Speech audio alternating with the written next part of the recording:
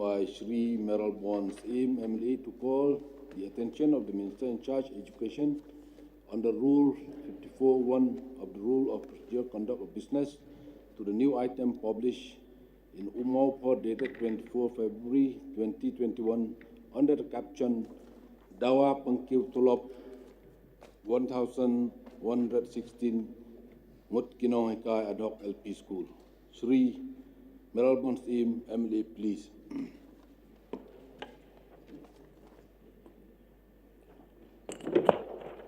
Thank you, sir, for allowing me to call the attention of the Minister in charge of Education under Rule 54.1 of the Rules of Procedure and Conduct of Business to news item published in Umaupur dated 24th February 2021 under the caption Dawa Pengkiu Tulop 1116 Mutkinong Hekai Ad Hoc LP School, sir. You may be moved. Thank you once again, sir. Even though we know that this issue has been discussed at length in the past few days in this very august house, about the plight and the issues and the problems of school teacher. We have been a long discussion, even in question hour also, even in the past few days also. The difficulties faced by all level of teacher, be it a government school, be it a deficit school, be it an ad hoc school, be it an SSA school teachers. Time and again, sir, it has been in a circulation of discussion, not only in education department, but in other department also, about the equal pay for equal work. If we go back and see the quantum of services that has been rendered upon by teachers at different level, be it in the government school, ad hoc school, deficit or SSA, or even private school also. At the same time, if we see at the employee working at different departments, be it the health department, the PWD, which involve casual labor, master role, contractual, they render the same service and they deserve equal pay for equal work. Having said, sir, as we have seen in the past few days, there has been agitation, dharna by teachers. This particular issue I want to bring into the notice of the department through you, Mr. Chairman, sir, about the plight of the ad hoc school teacher in the LP section, UP section, and in the secondary section also. So, if we recall through the statement given by the Education Minister, there are around 2,450 ad hoc LP school teacher, 3,376 UP ad hoc UP school teacher, and 2,139 ad hoc secondary school teacher. If we see at the amount of money that has to be paid annually, it incurs a huge amount of money. It comes to around 151 crore, 43,52,000, according to different pay, fixed pay that they are getting. So if we see there is huge burden for the government, for the department, we have been hearing this, but at the end of the day, we have to move on. Governance has to be there. Government has to find solution, ways and solution how to solve this problem to increase the salary of our beloved teacher. With the price rise day by day, be it essential commodities, be it the petroleum product, be it anything, if we go to the market to buy, it is not easy to run the household expenditure nowadays. Be it the school fees, be it the house rent, be it the household expenditure on all the essential commodities. It is quite tough for this family to run. Even though, as a representative, why I call the attention of the Minister in charge of Education is that we have to start thinking from now on.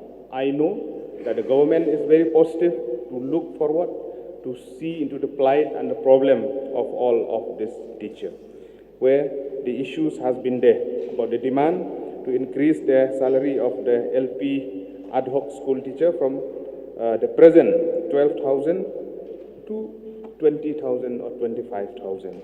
For the UP section, from 16,000 for general teacher to 25 or 30,000. And for the secondary, from 20 to 30,000.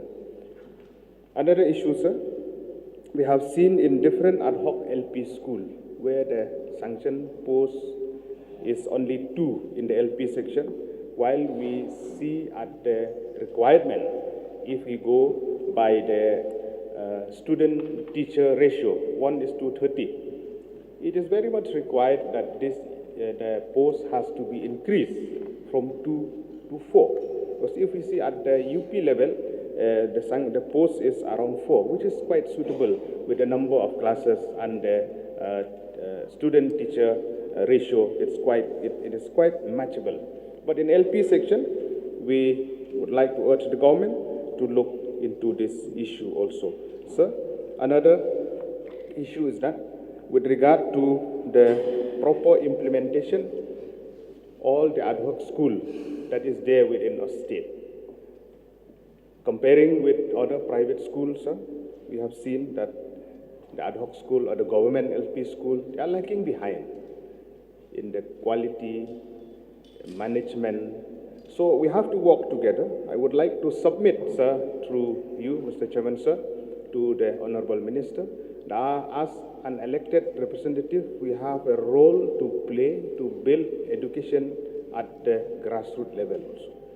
As an MLA, all the 60 MLA, we have our own responsibility and our own constituency also. We would like that the education department will take on board the managing committee, the management, it has to be proper. The teacher has to be looked into. All together from our side, as an MLA, I would like to render my service together with the education department through you, Mr. Chairman, sir. And number 2, sir, with all these teachers who have been there in place, we would like to see, in the past also, many training has been conducted, in-service training. We would like to see more and more in-service training has to be conducted so that they can shape the future of our children at the grassroots. Sir, my last point is that even though we have discussed during the question hour, we would like to see that education department will bring a clear notification that all the school, be it government, be it deficit, be it ad hoc, be it SSA, that MTET is compulsory or not, we would like to get a clarification from the Honorable Minister. If it is there, clear notification has to be there through the SDSEO to all the managing committee. And if there is exemption for any of this, we would like to get a clarification on this. Thank you, Mr. Chairman, sir, for allowing me to raise this call attention. I will resume my seat. Thank you. Thank you. Minister in charge to reply, please. That's sir. The grant in aid salary in respect of ad hoc school, LP school teachers is released to 558 schools with 2 teachers per school, taking the total number of teachers in LP ad hoc school to 1116. That's the grant in aid in respect of ad hoc LP school teachers was first sanctioned on the 1st February 2001 at the rate of 1,500 per month, per teachers 3,000 per school. Thereafter, enhancement of lump sum grant was increased to 3,000 per teachers with effect from 1st April 2007, 6,000 per school. Again, with 1st December 2012, ad hoc grant in aid was increased to 6,000 per month per teachers, 12,000 per month per school. Finally, with effect of 1st December 2016, the enhancement of grant in aid to ad hoc LP school was increased to 12,000 per month per teachers, 24,000 per school per month. That's from the trend indicated above, it will mention that 10% increase was accorded within the span of 15 years. And the state government has a huge financial burden in supporting ad hoc, deficit, pattern deficit, SSA school, and also the government school. Therefore, continuous recommendation of salary hike to grant in a school has burdened the state exchequer. Nevertheless, the state government will take appropriate steps on this proposal, and the feasibility of upgrading enhancement of salary is being looked into. That, sir, in the same newspaper caption, it was also stated that the notification of comment indicating that there are 1,225 schools under the ad hoc system, but there are only 558 schools at the ground level. So the caption questioned the category which the remaining 667 schools came under.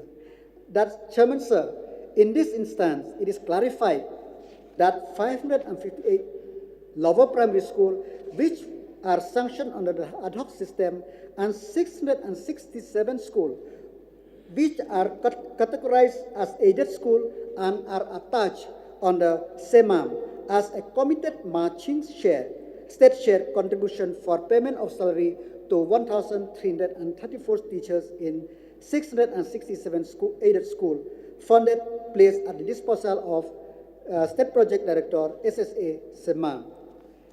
In this regard, the newspaper clipping is hereby clarified that the 667 schools are government-aided schools. Sir, regarding the other point mentioned by the honourable member, the point is being noted. We will look into. Sir, with these few words, I would like to express my gratitude to honourable member for raising this issue through the consultation notice on behalf of the government, and I seek the help and cooperation of all members of this House in supporting the effort of the department to streamline the for the welfare of the teachers and also the schools in the state. Thank you, sir. Thank you.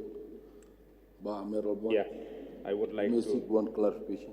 I would like to thank the Honorable Minister for elaborate and explain thoroughly to this issue. But only one clarification, sir, that number 3 regarding the appointment of teachers, MTET pass in all those patterns, the deficit government, the SSA, whether it will be made mandatory that all has to be MTET pass or there is relaxation in. I have already stated yesterday and today also, for those schools which are teachers we are working on the aided or government school, they have to have MTET. In fact, the director have issued a letter to the different SDSEO that and DSEO as the case may be regarding these issues.